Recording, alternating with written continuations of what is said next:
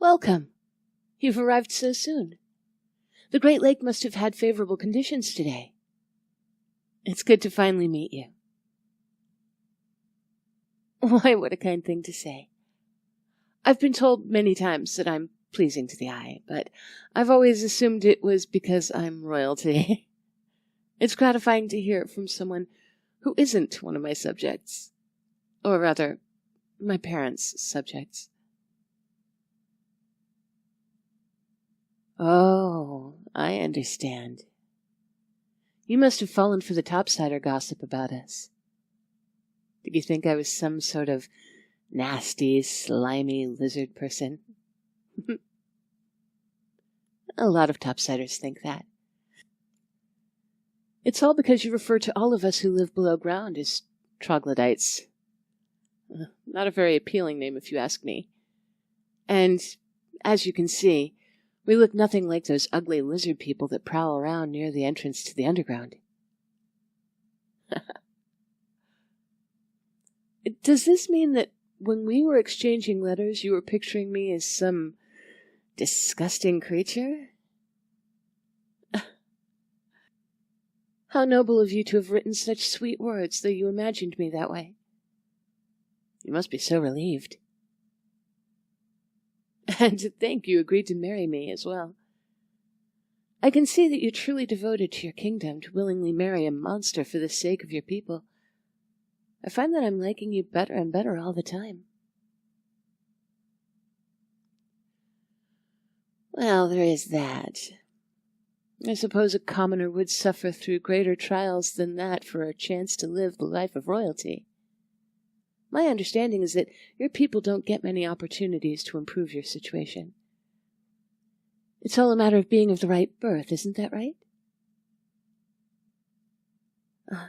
How nice it must be for you, then, to have been able to choose to participate in this exchange. It doesn't sound like it's common for your people to be able to create a better life for themselves. Oh, yes. Well, it wasn't exactly a choice for me. Royalty have their duties, you know.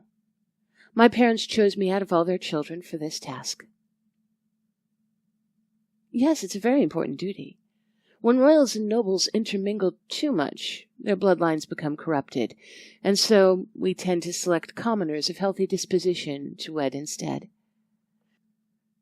It was very considerate of your king to respect our traditions for this political marriage. We always trade a commoner to marry the other's royalty.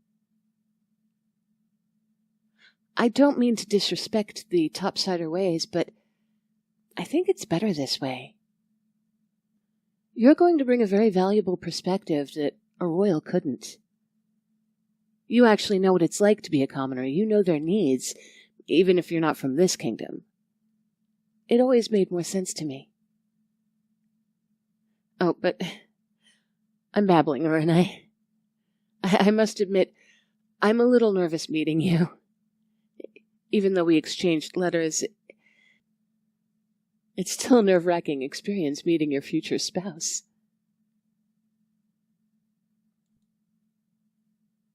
Oh, I'm not surprised. It must be incredibly intimidating, suddenly being selected to marry royalty in an underground kingdom. If I might ask, how does that make you feel?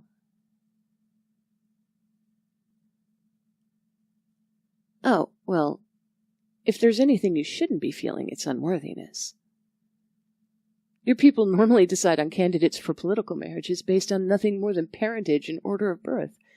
But in your case, you passed all sorts of tests, both physical and mental, to prove that you're a commoner worthy of royal marriage. You've proven yourself as the most worthy person in your entire kingdom, at least of those who applied. Well, you can call it luck if you like, but if you're that lucky, then I'd say you're still more than worthy. Luck can be a skill, too. Besides, you're doing us a great favor, just as we're doing for you. Both our kingdoms need this alliance. My kingdom has been perilously low on food for quite some time now. It's difficult to grow things down here with no sunlight, The mushrooms and livestock we do have are being mercilessly pillaged by the lizard people, so trade with you for your plentiful crops will be absolutely life-changing. And of course, you'll need our high-quality ore and stone. It's all commonplace for us, but as I understand it, the Topsiders value their treasures of the earth above all else.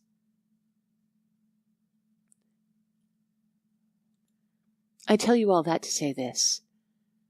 You've proven yourself, and you're doing something crucial on behalf of both our peoples. You're wonderful, dear. Tell me a bit about yourself. Our letters were so formal, all about arranging the wedding. I suppose we don't technically have to know each other very well for the marriage to happen, but I'd prefer it, wouldn't you?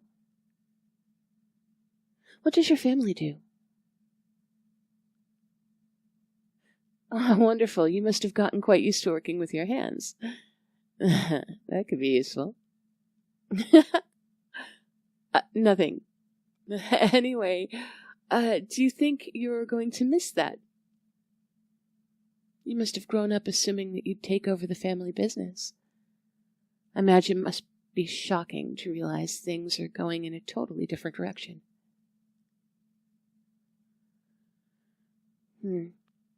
I suppose I can understand that. That seems to be something the royalty and commoners have in common. Things tend to get decided for you. Any chance you get to make a decision for yourself should be treasured, even if it's unexpected. In my case, I always knew I was going to be part of a political marriage. I'm the oldest of my siblings, but it's been determined that I'm not the best suited to leadership. So, this is the only way I can contribute to the kingdom. And you can't be royalty if you're not going to contribute. Oh, but I wouldn't say I'm unlucky. In fact, you and I are going to have an incredibly easy life together. Our whole purpose is to be symbols of our kingdom's union. All we're really required to do is make public appearances at some important events. As long as we look happy together, people will see that our people can get along. I know.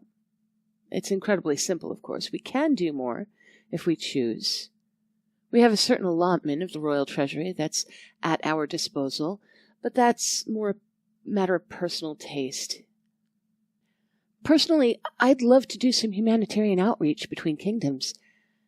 It makes the bond that much stronger.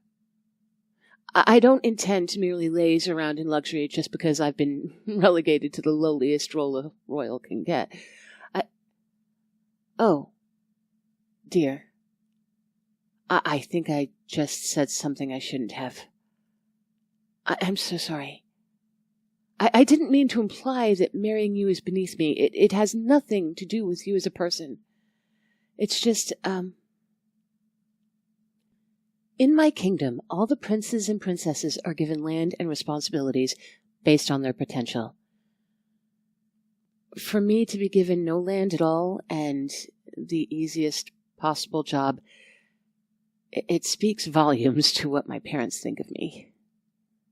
It's as if they're saying, the only thing we think you're capable of is smiling in public and not cheating on your spouse. I was supposed to greet you and make you feel welcome in our kingdom, and yet here I am, burdening you with my own self-pity. Perhaps my parents aren't so wrong about me.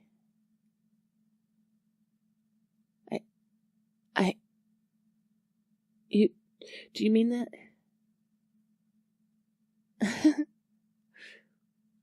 Well, nobody's ever made me blush like that before. I'll be honest. I assumed all your letters had actually been penned by someone your king hired to make a good impression. I hadn't considered that you might actually be that charming.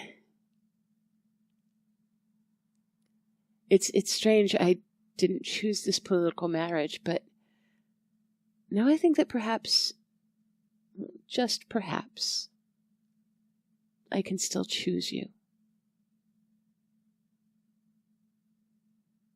Well, how can I say it more clearly?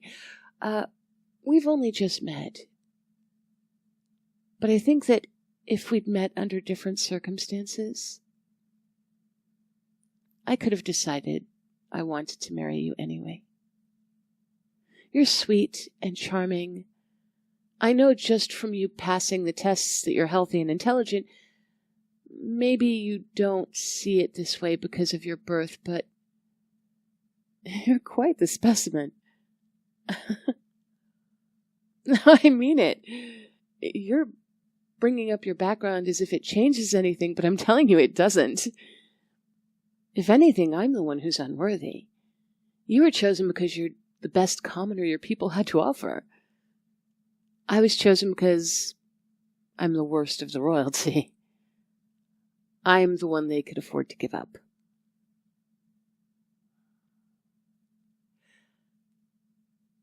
You're sweet to say that. Why don't we both agree not to say such things about ourselves?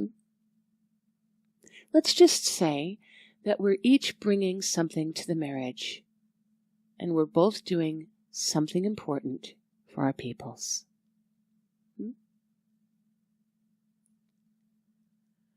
I was actually feeling quite terrible about all of this before you arrived. I hated the fact that I was chosen for this union, but seeing that you're so likable, I suppose it's not so bad. I may not technically be able to refuse the marriage, but perhaps that doesn't mean that I can't embrace you for my spouse of my own accord. In that case, let's make this formal. Will you marry me? Perhaps I should rephrase this. At this point, we will be married regardless, but do you want to marry me?